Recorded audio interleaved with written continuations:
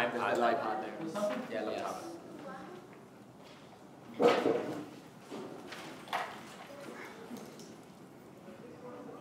Wait, is somebody coming here for the filming?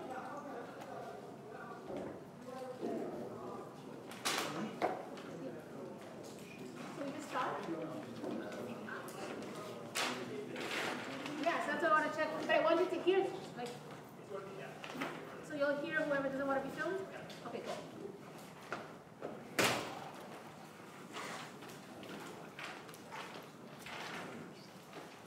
Okay, so we're already being streamed. We're not doing any funny business.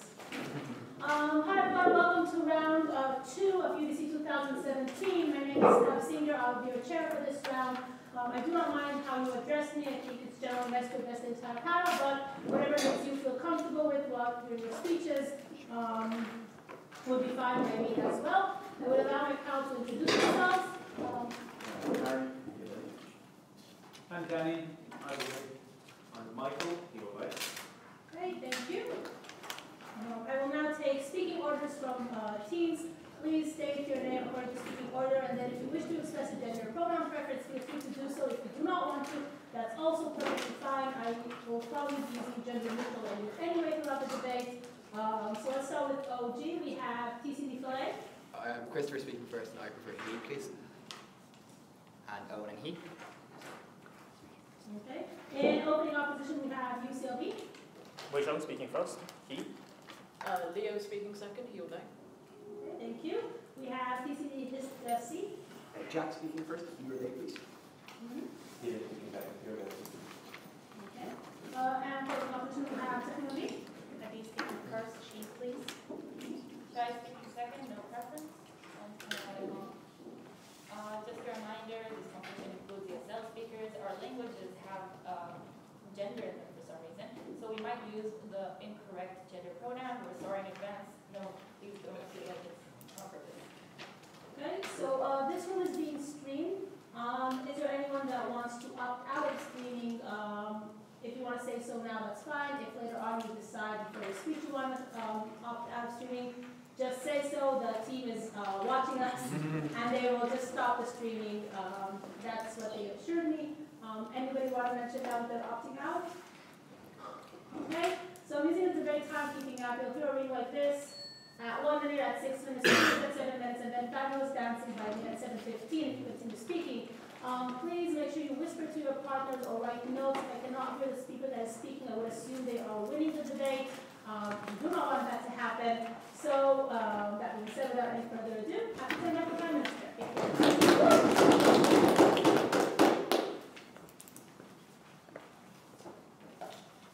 Good go.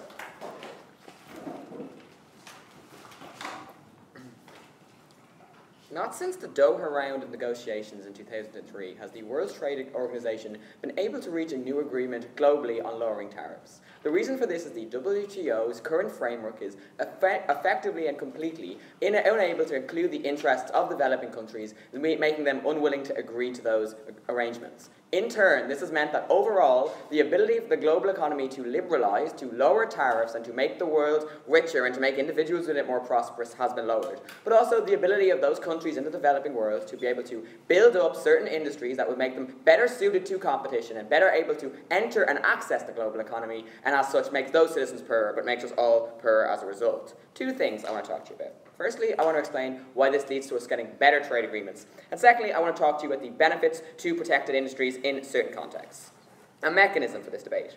We wouldn't give this in a unilateral basis. We would say that individual states would have to go to the WTO and apply for special permits to allow them to contain those industries. We think if a state is able to say that it wishes to base an economy around 2 or 3 important industries, or it says that an industry is particularly politically important to them, that they want to maintain that for, say, political reasons or for reasons of maintaining that regime, we would also allow them to do so. Effectively, red line issues that states currently have that prevent them from accessing additional rounds of WTO negotiations. negotiations. So things that are incredibly important to them, we would allow them to do so. But we would use it as a carrot. In many instances, we would also do this in the expectation that these states would adhere to other WTO guidelines, which they are not already, things regarding ensuring the property rights in these societies and also ensuring that copyright legislation globally is adhered to. Effectively, we would move the system back to the global agreement on tariff and the similar arrangement that existed under the global agreement on tariffs and trades, whereby the WTO will, in general, try to lower tariffs as much as possible globally, but in certain specific industries will allow some states to opt out of them. Okay, first point is substantive on better trade agreements. The reality is that the WTO has been massively struggling in the last 15 or 16 years to reach a large-scale global agreement on the type of liberalised trade that obviously opposition will tell you that they want. They have had numerous failed negotiations, such as in Stockholm, but the reality of that is that the various vested interests, specifically in the developing world, which are so important to have in a trading market because they are oftentimes the most closed-off economies. So for you to get additional progress on trade, you need to bring them in. Oftentimes, they are the ones who aren't willing to engage in additional agreements. And as such, as a result of that, you don't get further lowering of global tariffs. You just have these countries engaging in local trade agreements or bilateral trade agreements with various states. And you don't get a better process where the WTO brings down all tariffs globally as best possible. There is a feeling among many countries in the developing world that the WTO is a neoliberal organization. It is one dominated by big Western states that is often brought forward about how oftentimes the appointment process for the elite positions within the WTO is often dominated by individuals from the West. It leaves those states feeling like the system, no thank you, is sufficient for them. But the reason these agreements don't pass is oftentimes when states wish to pass them, when governments think it might even be in their interest to approach new rounds of the WTO, they are often find themselves in situations where domestically there are too many important competing interests that stop them from lowering their tariffs and entering into new WTO rounds.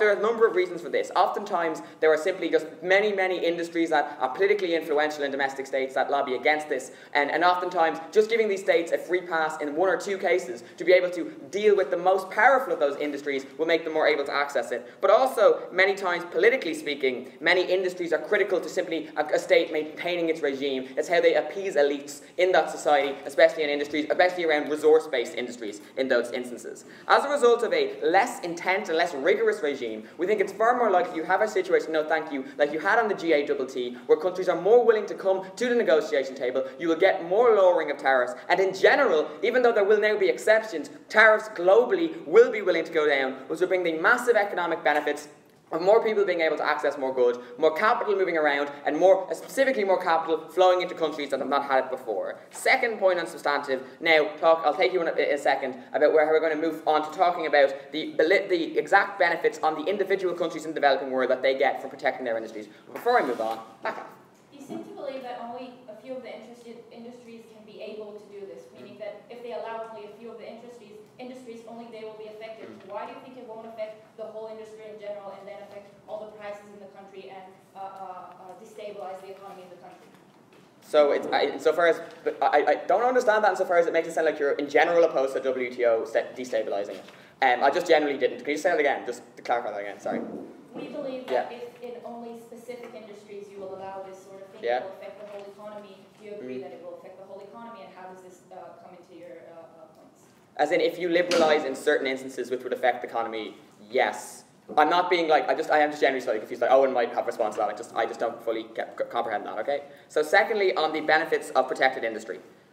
Firstly, regarding domestic industries under status quo, oftentimes can't compete in a global context. Why is that? Firstly, because they don't have the historical resources or the size or the scale to be able to compete with larger corporations abroad. Oftentimes it's harder for those to produce those goods. They don't have the access to the same resources or the workforces, and oftentimes it means that when they produce those goods, they can't produce them as cheaply when they're mass-produced in other countries. So when they open themselves up to trade liberalisation, what tends to happen is a large number of goods from other countries flood that economy at a lower price, and those domestic industries, when they are trying to sell those goods, are less able to do so as a result of that. And as a result, domestic domestic firms either don't maintain a business or completely stopped from being able to expand. We think comparative advantage is important, and in a complete global economy, yes, it would be good if we could all specialise in specific things that would develop us. But you don't have a comparative advantage at the point in which you don't have strong industries that are able to compete on a global scale and that you can actually specialise in the first instance, right? We do want everyone to be wealthier in the long term from better, more globalised trade. We think that model needs specifically to be one that is more sustainable and in enabling individual countries to build up good, stronger industries that are able to compete on a global level.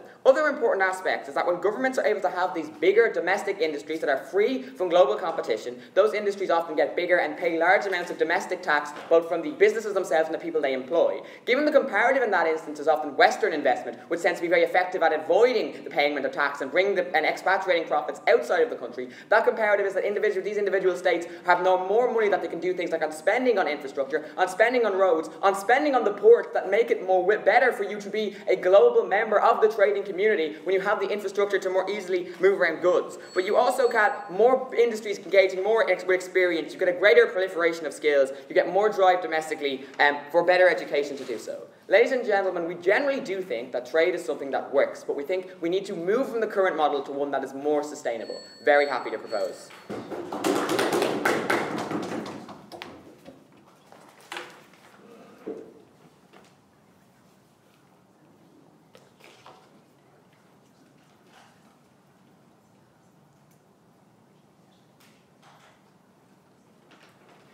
Thanks, Speaker, very much for that speech, and to open the place for the up bench, happy to invite the leader of opposition.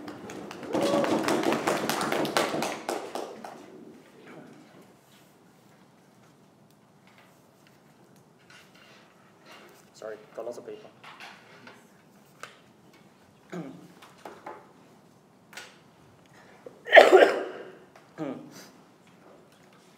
I think that side government have taken a very strange case, a case that's not necessarily comparative. I'm going to bring you several things in this speech. I'm going to question the premises they give us about the WTO talks and why this will necessarily be effective in accomplishing the goals they want to achieve. Secondly, I'm going to question whether or not the goals they want to achieve are more important than the goals we have on our side, which I'll get to in a moment. Thirdly, I'll talk about why, in terms of improving these domestic industries, that's the most important thing in this debate and how we get that. And lastly, I just want to talk about things like what happens to the people on the ground, not just the industry. So let's move into WTO talks. So I think I've got several responses to the substantive that comes out of government. I think the first thing to point out is that many of the exceptions that exist in like the WTO that they're talking about, many of these exceptions they want are precisely the kinds of things which are so harmful to global trade. In other words, what happens on their side of the house when you allow these kinds of exceptions is that you make these agreements effectively toothless and far less effective, right? They can't claim all the benefits of these WTO talks without accepting the harms of letting these things stand. In fact, I don't think it's true that global countries which try and enforce these things are necessarily nitpicking. People aren't stupid. Global negotiators and traders aren't stupid. They understand that sometimes they have to give concessions to these countries in order to make those talks move on. The precise reason why they, in the status quo, don't give those concessions is precisely because the kinds of things we're talking about, the kinds of concessions they want on their side, are so harmful to global trade that they cannot let it through, that there's no way they can give those concessions in the first place. But secondly, I also want to point out that there's a very high chance of a kind of slippery slope. At the point at which you allow these countries to have exceptions, other countries, which previously would not have asked for exceptions, will start asking for exceptions as well, because they see it as a way that they can claim the benefits of global trade without any of the harms. So at the point at which you do that, you once again significantly reduce the power of these trade agreements. But thirdly, I want to deal with the impacts that they give us. So they claim that you get more FDI on their side of the house. We got two responses to this. Firstly, we think that FDI occurs anyway, right? Like, tariffs are only one reason why people commit FDI. People commit FDI, for example, because it's an emerging economy, where even if there are protectionist measures, it's still incredibly beneficial for you to invest there because you get access to emerging market. We question how large the impact of these tariffs are on FDI. But secondly, we think that not just do we get like similar amounts of FDI, we get better FDI on our side of the house, right? On their side, on our side of the house, what happens is that at the point at which you remove these protectionist barriers, companies now have an incentive to directly enter the country and set up business there instead of just selling their goods to them. The reason for this is that in the status quo, many companies choose not to set up in India, for example, either because India has onerous requirements against foreign companies setting up, or because it's less profitable for them because it's harder for them to compete. At the point at which companies directly set up shop there instead of just exporting goods to their country, when they directly set up shops there, you get benefits such as jobs, you get benefits such as expertise transfer when they hire local workers, and so on and so forth. So, once again, we question why we can't just simply get better FDI even if we get slightly lower FDI. But I'm going to start moving on to more substantive material. So I think the first thing that we want you to believe in this debate is that there are some domestic industries that can never become globally competitive. So for example, many countries have a domestic car industry because they see like cars being like the pride and joy of the nation, for example. But many of these companies are unsustainable. The reason for this is that global trade is premised on comparative advantage. If you don't have a comparative advantage in one area, you can never become globally competitive in that area. Because many states do prop up industries which have no comparative advantage and which can never become globally competitive in the long run. What you're effectively doing is pouring money into a kind of sinkhole when these countries can never ever get a chance to liberalize. Furthermore, notice that there is a crowding out effect. At the point at which everyone wants to join this industry because it's profitable due to, like, for example, government subsidies and protection, that's the point at which people don't choose to join other industries where the country might have had a comparative advantage instead. And once again, when that happens, you don't get liberalization. And once that happens, you don't get long-term benefits. I think furthermore, it's also worth pointing out that on their side of the house, they have to accept the world in which many of these companies are bloated and they are corrupt, right? This is just factually true. Like in a hypothetical world, it might not necessarily be true, but in the world we live in, many of these are propped up by the state because of like cronyism and people in those companies, right? Why is this bad? It's bad because even if this company is capable of eventually being like globally competitive, even if there's a comparative advantage, these companies never achieve that. 3 reasons. First of all, because they're corrupt, they oftentimes siphon money off and aren't entirely interested in improving the company. Second reason, they oftentimes have no incentive to improve, right? At the point at which there's no market incentive, at the point at which you're already making super normal profits, you have no incentive to like do the kinds of things like invest into like R&D that make this company globally competitive in the long run. But thirdly, notice that how the market works in real life is by natural selection. Which is to say that even if some companies have the right incentives, they will fail anyway. But that's okay, because the point is that the best companies run by the best people with the best like marketing and the best strategy are the companies that eventually survive. At the point at which you have this like protectionism in place, companies which are poor and would have died out in the case of natural selection get survived on instead, right? Like they continue living on. I'll take you later on, don't worry. Right? So what happens is that these industries are often bloated, corrupt, and can never liberalize, can never become fully competitive on the world stage. Right? On our side of the house, what we suggest doing is that, like, once again, the WTO isn't stupid, right? At the point at which they will impose these regulations, they will oftentimes have, like, for example, a slow cutback, allowing these companies a chance to adapt. But even if some companies fail in the short run, in the long run, that's the only way in which this company can live itself out of poverty and become permanently sustainable. So why is it bad for, like, why is this like the most important thing in this debate? But before that, I want to take POI from opening if you have one. Yeah, the global economy doesn't guarantee that the thing that every state has a comparative advantage in will necessarily benefit its economy or will be able to have benefits for the individuals in that society. What do you say to a country that while it's trying to develop, the thing that it can specialize in won't be as effective for them as protecting an individual industry? I'm very confused by that POI because I think at the end of the debate, the question is, which side leads to the best economic outcomes, especially in the long term. Because once again, if you have protectionism, for example, that's not sustainable because you're pouring huge money into like a sinkhole, and that's money that, like, for example, China has built up incredible amounts of debt, which is incredibly dangerous for their country. So I think the question in this round is, which side leads to the best economic outcomes? If you want to protect industries which are like politically important or whatever, we don't buy that because in the long run, if your country literally can't feed its people, that's probably more important than the short run of you like being politically propped up. So we think that like that's the most important thing in this debate. But furthermore, we want to point out something else. We want to point out this often has impacts on the ground. So for example, at the point at which your market is flooded by like cheap imports, this is incredibly good for people on the ground who have to buy like those goods, right? So what this does is that it makes people much more effective as workers, makes their lives much better, and those kinds of cheap imports are what allow these people to like do stuff, right? But more importantly, notice that there are many companies which rely on imports, right? So if I want to build a good, I need to import the raw materials. At the point at which those raw materials are cheaper, you benefit all industries in the area as a whole, not just the industry that you're trying to protect. So at the end of the day, I think that if you want to talk about, for example, political instability and stuff, I think it's important to recognize that whether or not your country is politically stable is also dependent on its economy. Which is to say that if we win the economy point, we oftentimes win the political point as well. I'm very proud to stand on this side of the house. Thank you.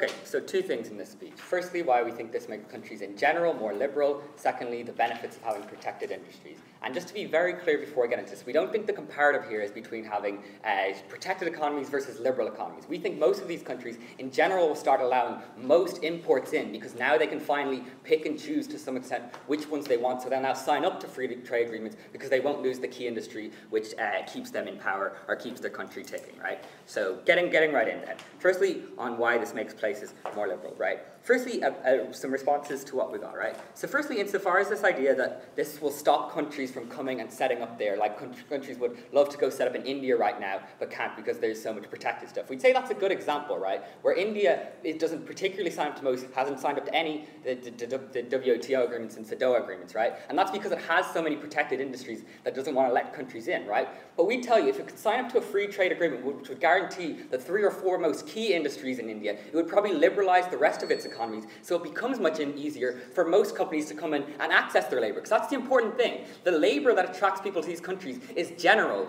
in that it can be used for producing anything, right? So once these countries sign up to free trade agreements, where it becomes much more easier for countries to operate in there, they'll still come there because the labor is so cheap. They just won't be able to import a few types of things to that country, depending on what that country wants to protect. So we still get companies coming in there and setting up on our side of the house, right? But the reason why we don't get free trade agreements right now is because, like, he contradicted Chris' reasons by saying, well, people know it's bad overall for free trade, so they don't agree. Like, firstly, the people negotiating free trade deals aren't doing what's best for a global economy overall. They're doing what's best for their individual countries and their voters who they represent and have to answer to at the end of the day, not some larger idea, right? And that's why people don't sign up right now. Firstly, because people have protected industries, which they know if they were liberalized, they'll go out of business and they'll be terrible for their company, or because they, like, maybe these industries are a little corrupt, or maybe they have a heavy state hand in them, and that acts the means to keep that leader in power. But whatever the reason, people do not want to give up these protected industries, right? They say now everyone will start doing this. To some extent, we're not entirely clear what the harm is from that, but also we did say there'll be a permit system. Not anyone can come do this, but if you give a clear case that this industry could develop if it was protected or help your economy in some ways, we'll agree to let you do this thing, right? But what are the benefits of this liberalizing for our side of the house, right? So firstly, just more countries liberalize because a large amount of countries still aren't WTO members, still aren't full members of it, so have to pay expensive import taxes when they want to take in goods from the WTO. They talk about the benefits of the cheap imports for most companies, but for many countries across the world, they don't let this in across the board. Now they would be able to do tariffs in specific industries, but overwhelmingly, most goods will start coming in cheaply to that country. To make that more clear, say I want to protect the car industry, now every other good that's not to do with cars starts coming in cheap on our side of the house. On their side of the house, nothing comes in cheap to this country because they want to protect the car industry and they can't sign up to a large free trade agreement that allows them to only protect one industry. We think we do that on our side of the house. Okay, so on to the benefits of these protected industries, right?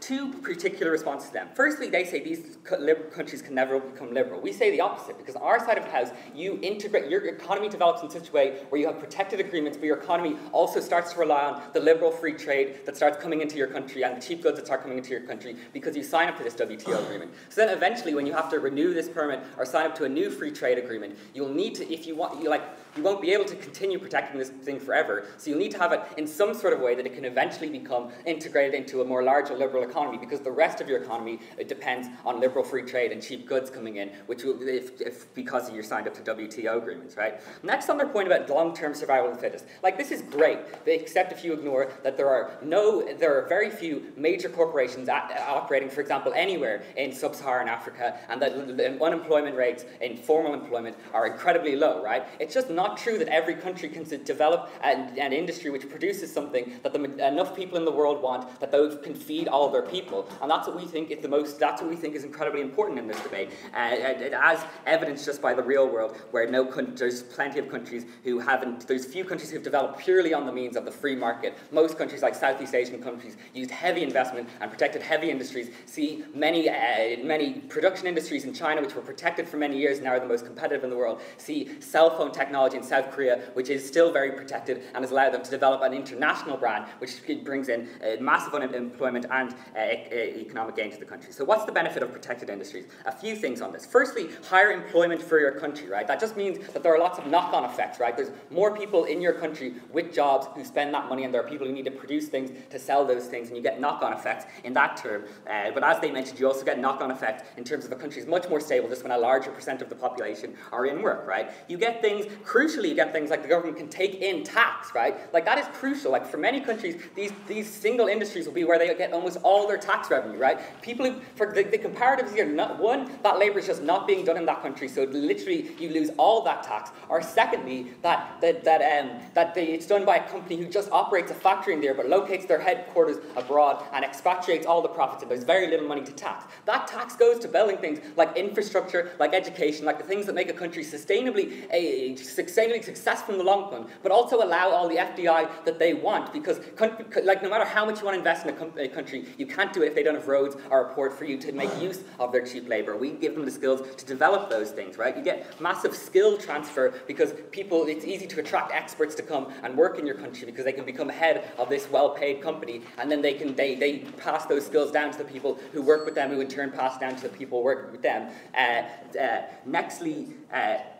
So like in the long term, that is what develops the country, because they can actually develop that infrastructure through taxing these industries. But also just long term, when you get an economy that has many facets to it, for example, it probably does a lot of cheap importing, it probably does a lot of producing stuff in its country, but also has advanced sectors that produce things and that export these things. The effect of that is that you get a well-rounded economy that does many things. So firstly, that is good because it's not vulnerable to like shocks and quick economic changes, which often revolve in recessions. But also, crucially, it means your country has to develop good legal institutions and trade institutions so that it can make sure it has, for example, courts that resolve property disputes,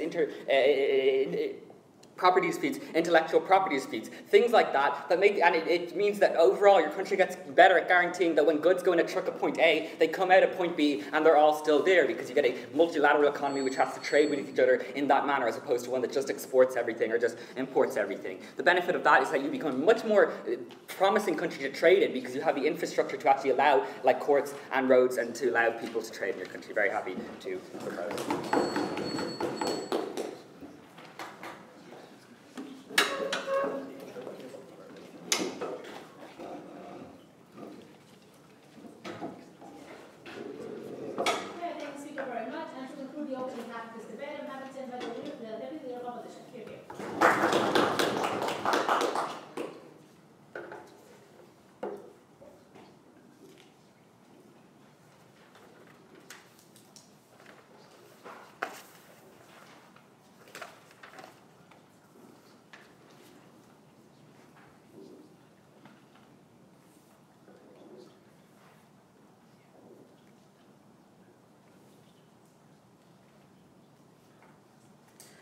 Dear panel, we live in a world where things like FDI and free trade agreements really exist, right? And these countries do have some incentives to have high tariffs. We think in our vision of the world is one in which we have lower tariffs, but one in which we have more things like FDI, we have more international trade, we have more cheaper goods coming in, where we do not allow these industries that want to be protected continue to be protected and continue to drain money from a government that direly needs this money, right? I'm going to demonstrate why the harms of these kinds of bloated industries that continue to remain uncompetitive and unprofitable are greater than the harms of tariffs, right? I'm going to talk about developing countries specifically, but before we get into that, I just want to deal with this whole international agreements thing that's come out from opening government, right? Because it's bizarre that when they say they want to have more international agreements, when quantity does not equal quality of said agreements. And as Neo has really pointed out, right, these kinds of exceptions are not allowed precisely because they cause harms to these kinds of economies, right? And even if it wasn't the case, we think rich countries, at a point which they cannot trade in specific industries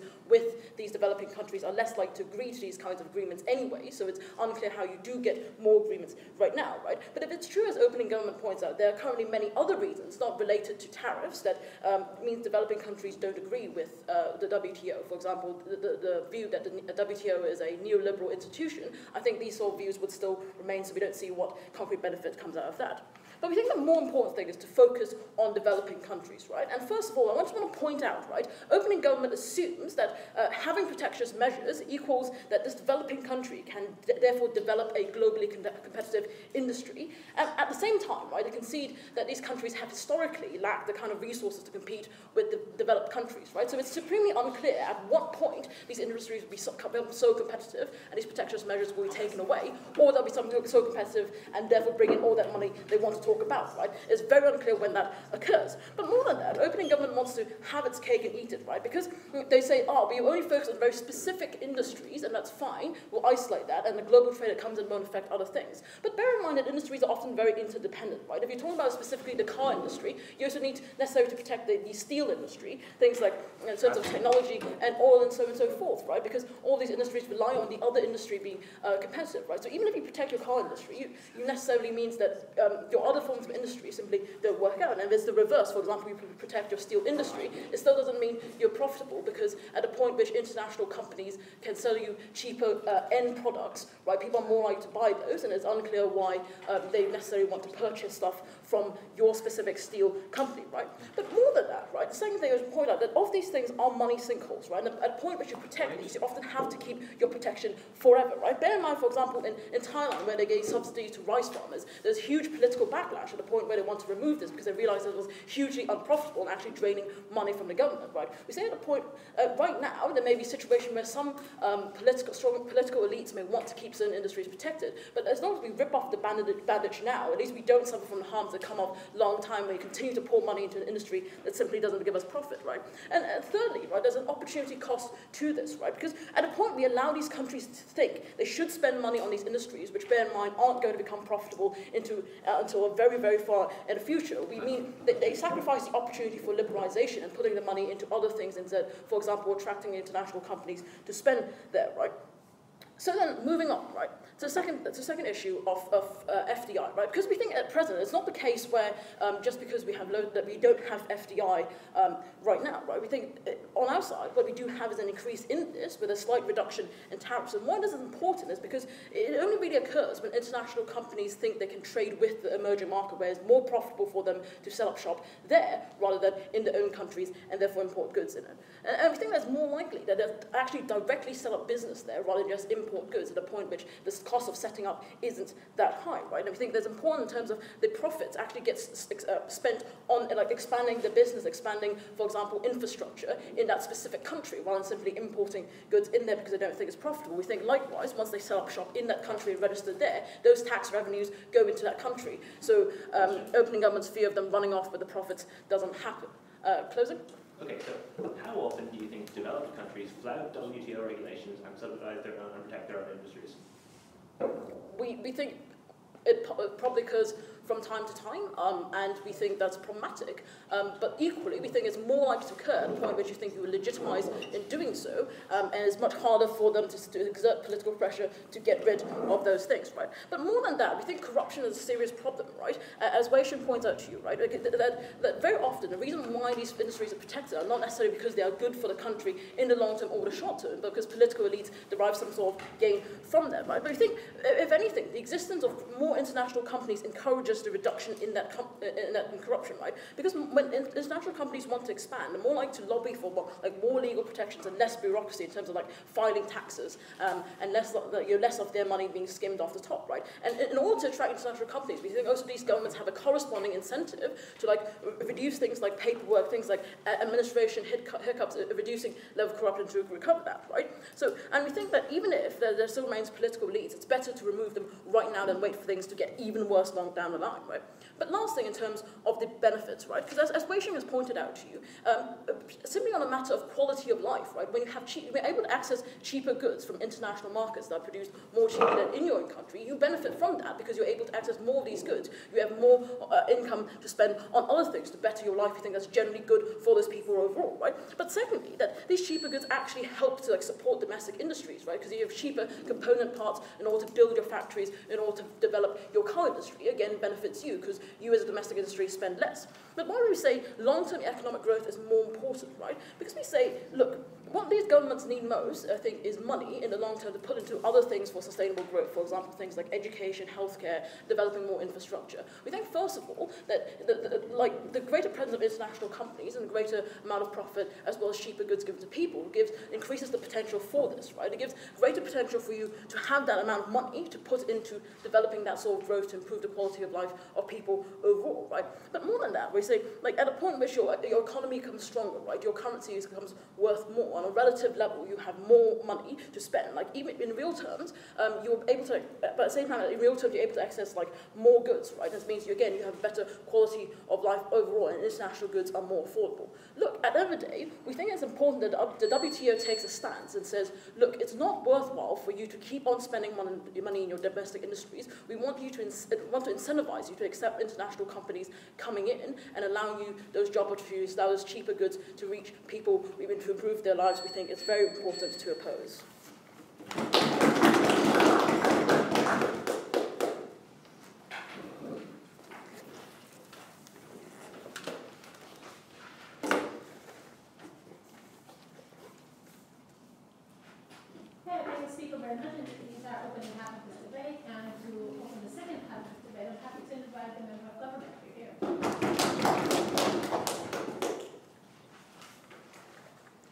Honourable panel, in closing government, we stand for dismantling the elements of a worldwide economic system that has been specifically constructed by rich countries to benefit themselves. They regularly break the kinds of rules that they zealously impose on developing countries. It is specifically geared to hamstring those developing economies to the specific benefit of large multinational corporations in rich countries. Peter asks in the POI during the last speech, how often do these countries break the kinds of rules they often impose on developing countries? We hear from time to time. I'll tell you what the actual answer is. It's every goddamn day. It's when the EU imposes the common agricultural policy and massively subsidizes its own agriculture industry. It's when the US has massive subsidies for corn farmers in the US, and they then dump that very cheap corn on developing countries and hamstring their agriculture industries. It was the US protecting its domestic car industry for decades, despite the fact that in many cases it was massively unprofitable. Rich countries already do this. We are simply letting developing countries balance the scales. 2 points, therefore, in this speech. One, the principle behind this, why even if it doesn't benefit the economies of these countries, which we're going to give you lots of reasons why it actually does,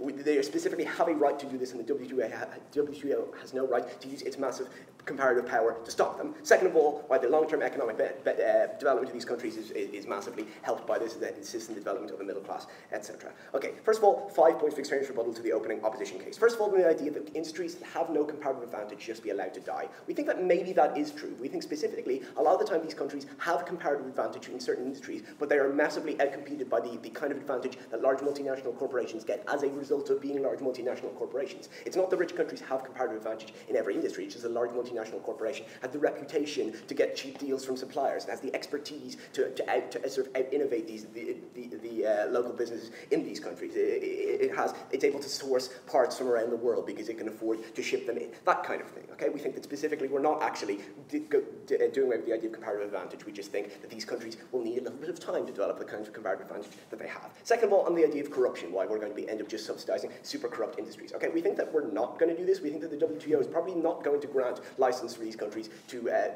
subsidize an industry which is obviously never going to become profitable for political reasons. They're just going to say no. We think the WTO can work with national governments to find the ones they actually should be subsidizing for the long-term benefit of their economies. I think these national governments have an interest in listening to the WTO. Okay. Third of all, on the idea that cheap goods benefit people and companies in these countries. That may be true, but that's only useful as long as they have money to buy these goods with. When people are being paid lower wages, when companies in those countries have less money from people's wages when they're buying their products to source these kinds of parts, that's actually not particularly useful. More on that later. Fourth of all, on the idea that you're going to have to subsidize these industries forever. This piece of analysis is contingent on the idea that you're subsidizing something that's never going to become profitable. Once again, probably not something we're going to allow in this case. These countries, specifically talking about the WTO, working with countries to find something that is going to be good in the long term. Fifth of all, on the idea of tax revenue from and sort of like investment in infrastructure and stuff like that, education in countries, allowing them to develop long term. A very good way of getting tax revenue is to put tariffs on imports. We think specifically that it's very hard for countries to develop tax revenue when all the profits of goods sold in their countries are being repatriated to multinational corporations based in rich countries. That's probably not a good thing. Once again, more on that later. The principle. The current economic system of the world is specifically geared towards rich countries. I already said this, but what does this actually mean? I give you numerous examples of places in which large large economies in rich countries and things like that specifically break the kinds of rules, they probably impose sanctions on developing countries for doing. Why is this true? This is because A, rich countries fund the WTO and we usually have a lot more clout in international agreements because it's very easy for America to say it's not going to trade with Senegal. It's very hard for Senegal to say it's not going to trade with America. They specifically have more clout in these kinds of agreements. But second of all, when they actually break these agreements, rich countries are just more able to survive what happens. What happens when you break a WTO agreement, which is not something that has been discussed in this debate so far. Specifically, the WTO allows other countries to put sanctions on you. When you're a large country, first of all, people are probably not going to put sanctions on you because they don't want you to stop trading with them because you're going to be fucked because you desperately need to export to these large economies. But second of all, these large economies are able to weather that storm if that's something that they decided they want to do. Like once again, to use the Senegal example, it's not that much of a big deal to America if Senegal imposes tariffs on their goods. They just don't really care all that much. So specifically, they're less able to be strong-armed by that. That means that we see a lot of cases of rich countries doing the kinds of things that that violate the kind of wonderful neoliberal system that they want to talk about in opening opposition. The only difference is they are able to get away with it. We think that specifically, it's illegitimate for the WTO to not allow developing countries to do the same thing, especially when it's going to benefit a lot of industries. Also, when currently developed countries were at the stage of development that developing nations are at now, there were no more developed countries in the world to massively outcompete with their small industries. But like when Britain was going through the Industrial Revolution, there wasn't a massively more powerful country in the world to flood their market and destroy all that nascent industry with. We think, once again, when the world is a different place, and now if you're at that stage of development, there is someone else who can outcompete you, is probably legitimate for you to be able to protect yourself from that. What does this mean? Given the rich countries don't engage in the kind of ideal international trade they want to talk about, it's probably principally legitimate for countries, for developing countries, to not do that as well, if that's the democratic will of those countries. We think specifically this is going to benefit them for lots of reasons that A already come out and B I'm going to talk about a little bit later. But specifically, there's just a moral precedent for them to be able to do that, given that they're playing by a different set of rules. We think that's probably not a particularly fair thing. Not that the rich countries make the kind of international rules that we hold, which is the general way in which people conduct themselves from a position of strength. They're done because if free trade benefits everyone as long as you're pretty rich already. That's just the general theory, where specifically we think that developing countries should be able to protect themselves from it. Closing.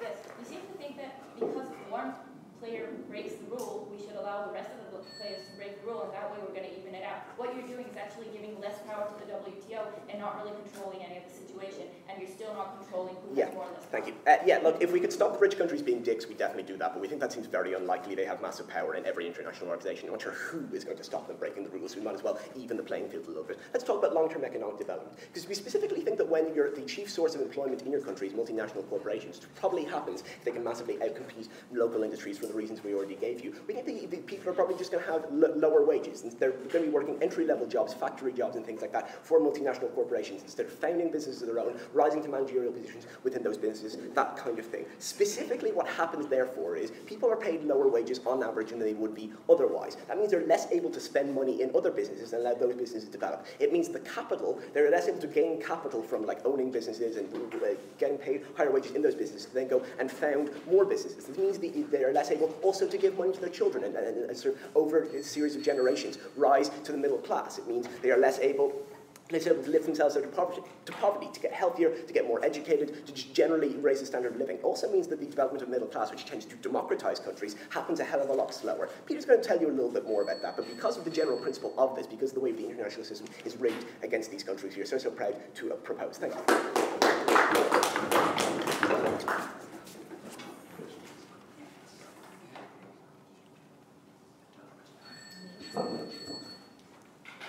Thank you very much.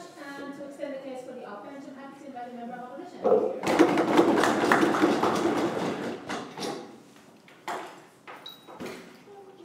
so sorry. I'll try not to die. I promise you.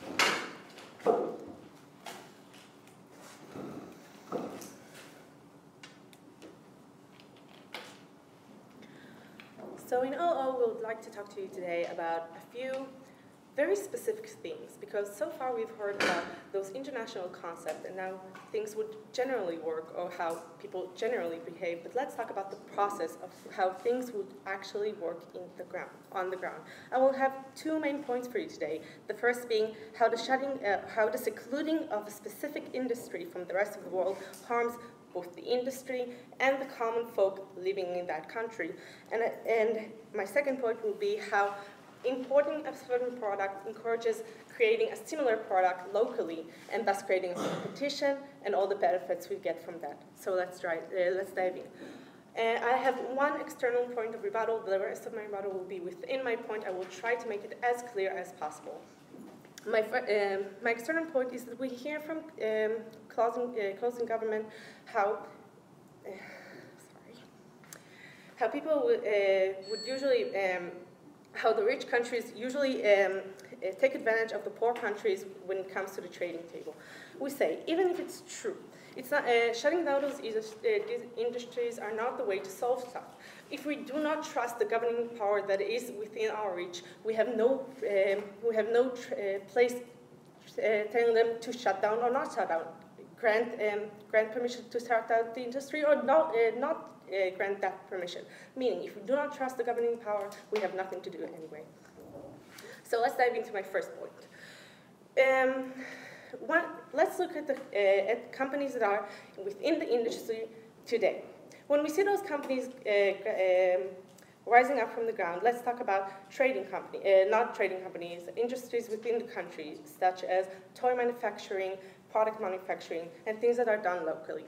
What we see is that we see domestic countries still struggling from day to day. They're building up from the ground down, usually with economies that are not as stable as the Western companies, meaning people there do not have job securities, they lack the experience to do well, and they lack the economic power to trade and demand more. So what happens once we take the international companies out of the game? What we see is that it can go in multiple ways. The first way that it may go is that the local companies will create a product that is specifically engineered for this society, meaning people from Taiwan will create products that are specifically engineered for the people in Taiwan. The people from Japan will create products that appeal for people specifically from there. Why do I resent that? Once the industry has stabilized and grew more powerful, the product that they have created lack the appeal to outside traders. Meaning, once I grow out of my initial stage, it's like the kid growing up in a bubble.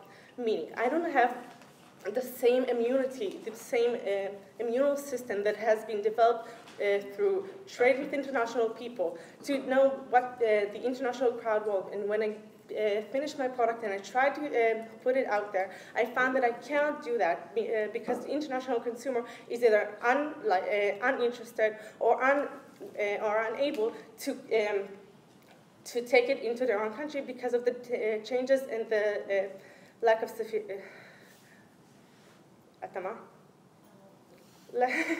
never mind, the lack of correlation between the product that is manufactured there and my needs here. The other thing that may happen, and we actually heard that from opening government, is that they might import experts from abroad, saying, this is how we do it. You don't have to reinvent the wheel. But we see this as a considerable disadvantage. Why? Because the people that stay on top, they go into this developing country, they can leave cheap, they are very comfortable there, and they stay. And what happens to the common folk over there? They go into those industries. They go developing their own product from the ground down, from the ground up, and once they find that once they reach a certain level and they want to go higher up, they want to go manage stuff, there they find the international Western person saying, I manage this, I know how to do this. And over time we see that this kind of stuff kind of settled down that way. We see the international port in the that they still have people from Great Britain managing stuff that are not run by local folk. Yes, first government. Okay, so since there'll be more domestic run industries, we think they'll be run by local people as opposed to you seem to want more other people to come in. But also we said overall we think most countries will pay less tariffs now, so that means there are more access to cheap goods on our side of the house and on your side.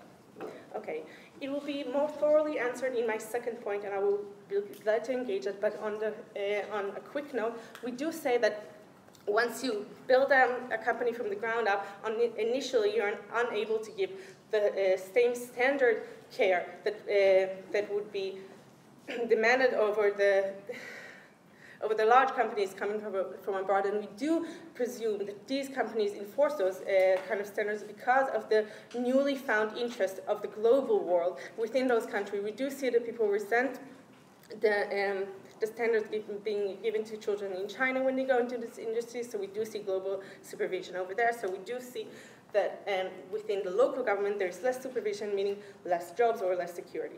My second point will be how it creates this competition of the products. When in my first point, I told you how we create this bubbled up industry, meaning that creates a product that only works within, if at all, and in less quality because they have nothing to compare to. But what happens today? What is the added benefit of global trading? We do see that people come in with different industries, these different ideas. And once those industries are there, we see that the local people can create something similar or even or build on that, creating a new product which they can later do go out into the market with because it's similar enough. What can we say about that? We can see in India, the cellular industry. We can see in South Korea, the car industry going out into the world once they got the initial idea. We see that this globalization allows me to create a competition between inside the market, both within the country and outside, meaning that the entire damages that the opening government gave us of the lack of taxation, we would lose on the first half within trading and on the second half within initial competition between products. So we get better products answering closing competition with just as much taxes answering opening composition. Please oppose.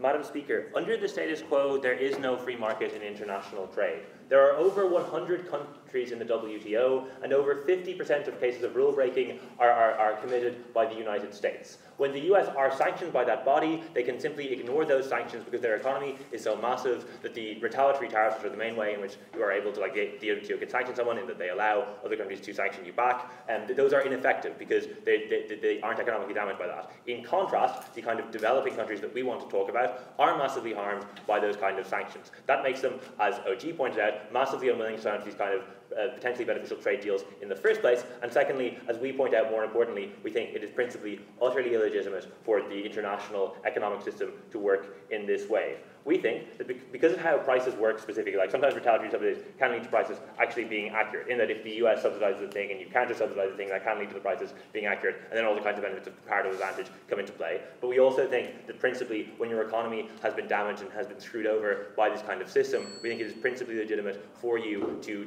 be able to respond in the way that rich countries have acted towards you. We think that's very important. There's two things I want to talk about in summing up this debate, two questions. Firstly, what is principally just in international trade? Why we think it is okay for these countries to react in this way, when we think WTO should accommodate that within their rules. Secondly, who does development best? Like the idea of an infant industry argument, why we think that the idea brought by OG is that there's certain gaps in that are filled in by CG, and why we think that takes it over the entire op bench. So, firstly, regarding what is principally just. So, as Jack explains to you very thoroughly in his extension speech, like developed countries have massively flouted these rules. They have often used things like tariffs in order to massively damage industries in other countries. He tells you the example of agricultural subsidies used by countries like the United States. They subsidize industries, and that those products are often dumped on developing countries. I want to further point out, and you are allowed to bring new examples on the website, this is within the rules, that Britain deliberately destroyed burgeoning textile industries in several former colonies via massive tariffs. We think that when developed countries have done these things to developing countries, we think that that is massively harmful. The op response in general seems to essentially be that, I assume that the developed countries are essentially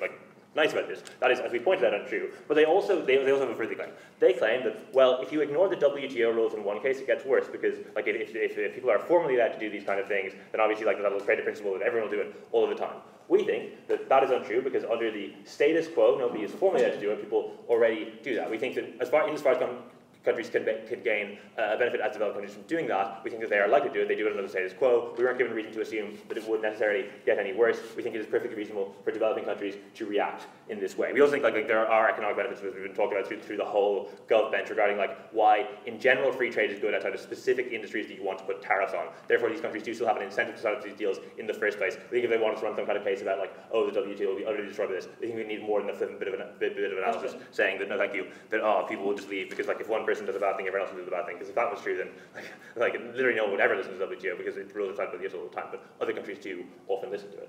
Okay, so in explaining like how our extension comes in, so we give you a couple of important things that go essentially completely unresponded to. So we tell you that there's a couple of reasons why these countries should be allowed to do it. Firstly, reciprocity, right? We think that first of all, this may in some cases where the tariffs are like specific on an industry that's being like attacked by tariffs in the place you're exporting to, that can rebalance or like specific tariffs on things that are being subsidized, that can rebalance prices to a level that they are the correct price, in that is the price the market has determined. We think that is useful in only one of the kind of countries that actually have comparative advantage in the way that everyone wants to. But we also think that even in the case where it's harmed international trade in general, if it benefits your specific economy and you have in the past been harmed by these kind of actions being done towards you, it is entirely legitimate for you to damage the global economy in order to benefit your own economy because you have in the past been harmed by that, and it is okay for you to make up for that kind of grievance by taking this kind of advantage on yourself at this time. Jack also points out to you that there's a historical problem here, that the countries like Britain were able to develop in a context in which there were no like massive developed countries who were able to flood their industries or their countries with the kind of goods that MNCs can produce. That these countries might in the future, I'll look at it more in a moment, will in the future have a comparative advantage of doing, but currently aren't at the stage of development where that comparative advantage actually comes into play. We think that's an important comparison that needs to be made in this debate. I'll move on to development and explaining exactly how that comparative advantage works after I take opening. Beyond the fact that undermines the WTO as well as your openings case, can you maybe just respond to the notion that protectionism is harmful to these developing countries, irrespective of who flouts the rules, and the WTO shouldn't encourage it? Okay, that's my entire next point, explaining why infant industries can specifically be protected and why the WTO is probably going to interact with these countries to pick specific industries that are going to work well in the long run. So I'll go into that more now. Okay, so the general case on profit is that there are certain industries that are not yet in a stage of development where the comparative advantage that country can have in the future comes into play entirely. The argument entirely down to bench is essentially that the government is going to pick bad industries and they're going to be propped up.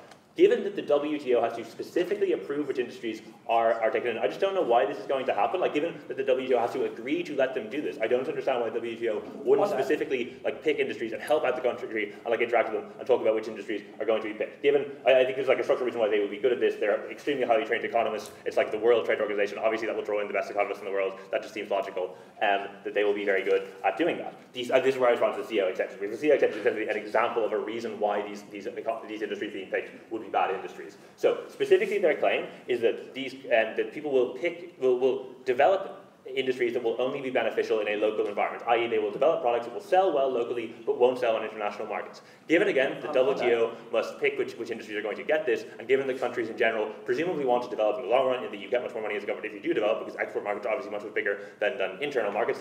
For every country, as far outside the country that are inside the country, it makes logical sense to want to develop to a point where you're able to do that. Okay, then last thing in response to this, and then there's another thing from OO where they said, obviously you'll subsidize, if you subsidize one industry, you subsidize every single step along the way. I have no idea why it's true. Loads of production chains involve only one specific step being done in the country. If you want to specialize in car production, you can buy steel from somewhere else. That didn't make any sense. So that's gone. But then lastly they say, okay, well, there's supposed to be a survival of the fittest within industries, right? So they say, this is gone now because everyone has a guaranteed profit because you have subsidies or tariffs. That is untrue, right? It's not just that you need your company to not go bust. It's that you want your company to be the one that is the most profitable and most productive. We think it is that's generally how competition works. It's not just that you're the only company that doesn't go bankrupt. It's that you're the company that makes the most money. Therefore, you can reinvest and become better and better over time. Presumably, you want to outcompete other domestic industries. Logically, the state will subsidize most the ones who do the best. We think, in terms of that industry argument, OG introduced it well, but Jack fills in some specific gaps in analysis by pointing out that there's a time-lag problem for the comparative advantage, in that the country can have comparative advantage in the future, but may not have it now because it's not yet at the stage of development, because their companies don't yet have things like reputation, don't yet have things like economies of scale that can be crucial for getting goods cheaply in order to fill in parts of the supply chain. They will be able to in the future once they are backed up by this kind of policy, but they can't do yet. We think it is crucial the WTO starts applying it, starts allowing the international economy to work fairly. We are very happy to propose. Okay, thank you very much. So the case for the outline, you have to invite the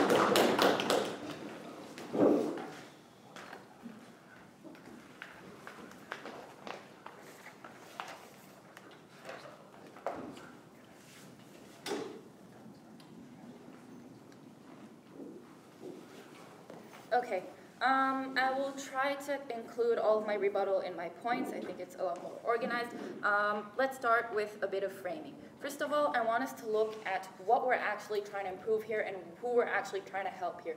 Notice that we're the only ones who actually look at the people who are acting inside this country and how we're actually going to help the people who are trying to raise these companies, find food, find resources or whatever in their own country. Meaning we seem to have a lot of focus around this debate on the international trade, on the view of how the different countries interact, but I think what is important and what is important to us, to the WTO as well, is to try to help the actual people. I will focus on that inside the points.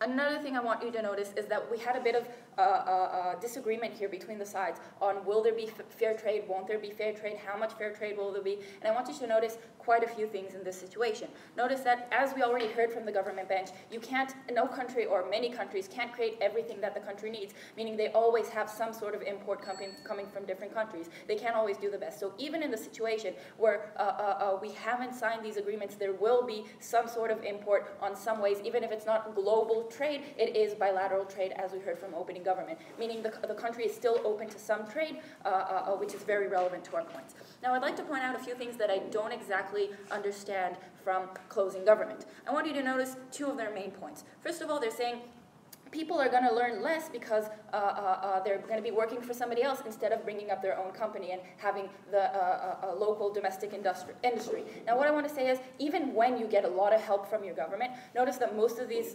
ventures in a lot of countries, at least from what I've seen in my experience, isn't very strong, because you usually need, especially if you want to become a big country, become a big company, you need a lot of backing up, not just monetary, but also an understanding of the sort of industry you want to go into, the sort of people you're going to be dealing with, and how industry works in general. For that reason, I'm saying the fact that people are going to be earning less in this situation, if we accept it, means that they're still earning something. We think that most people who will try to open the industry because they see, hey, the country's actually going to be helping me in this situation, are actually going to be losing a lot from that situation, which is going to harm them more in general and have less money for the people. Their second point is, listen, excuse my language, but the West is shitty. The West is not helping us. The West is being pretty unfair with the rules. So what we're going to do is we're going to tweak a few rules so that the countries that haven't been shitty can actually move forward and try to be in the situation. But this is a bit of an I don't really get it. Tweaking the rules a bit isn't really going to help you deal with the massive damage that they're describing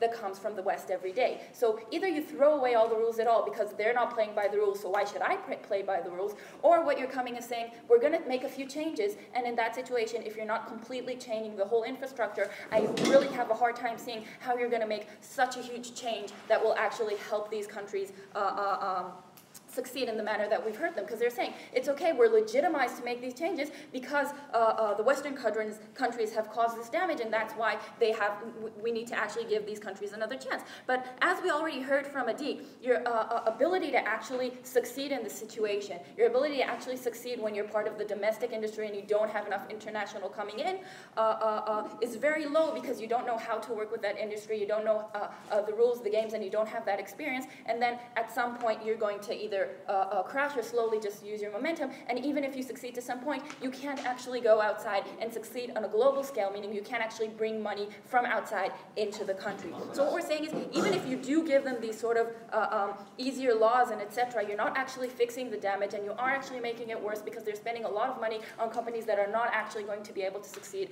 outside via Adi's explanation. So let's look at this debate in general.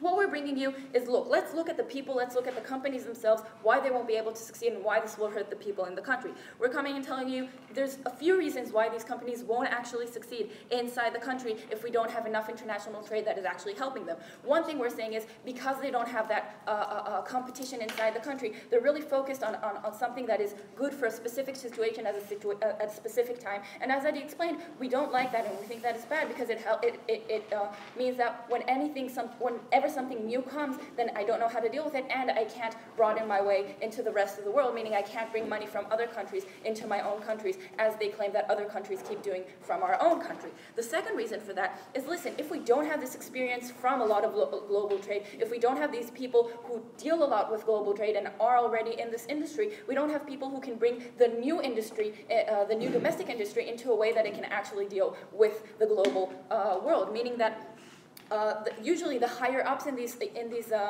companies are going to have to be people who are coming from the outside because they have the experience, they have the knowledge that is needed to really deal with the global world. In that situation, even if we have domestic companies that are somehow able to succeed to some extent because they have international help, international people ruling the company, we still see that people can't really go forward and get to better, get to a better place in their standing because, you know, there's somebody who already knows how to do this and is better. I'll take first. Look, there are many, many countries across the world who have protected industries already, right? On your side of the house, they just don't sign up to any agreements, so they pay for expensive imports, and it's very difficult to do business there. No, but I already answered that in my first point. You're saying there's going to be no international trade at all because they don't agree to these specific things, so they don't agree to these other things. And I say, no, you already mentioned that there is bilateral trade. It doesn't have to be worldwide. It does have to be on a few it can be on a few smaller routes to actually bring in international trade into this thing. And as was already mentioned, but I'll say it again, the reason that these agreements aren't signed is because the government has decided that it's not good for the people. Even if, and I don't think that they're going to keep one industry that they think is good and give their people the rest of the bad resources on other industries just because they want to save this one industry that doesn't seem to be doing too well without extra laws, meaning this does actually have damage. So what are we saying here? What we're saying is, listen, first opposition gave us two main points. They're saying that it's a place that wastes a lot of money. This was answered by government. And they're saying that it's corrupted. This was answered by the governments. But the governments, on one hand, are telling us in closing government, we need to even out the power. The power isn't going to be evened out, as we already explained. And the opening government is trying to tell us, no, but this is going to help the countries, the industries actually open up further and succeed later on because we are actually opening the trade and then they can move on forward. But Adi answered this in her analysis when she's saying, listen, but I won't be able to move forward. I won't be able to make my industry now a global industry and bring money from the outside because, as we already explained, there's a lot of different reasons that stop it. Please oppose this motion. Thank you very much. Thank you all speakers for this debate. Please step outside, shake hands, and then we'll go back to the hospital. I'll take a minute, go through your notes, and we'll start discussing.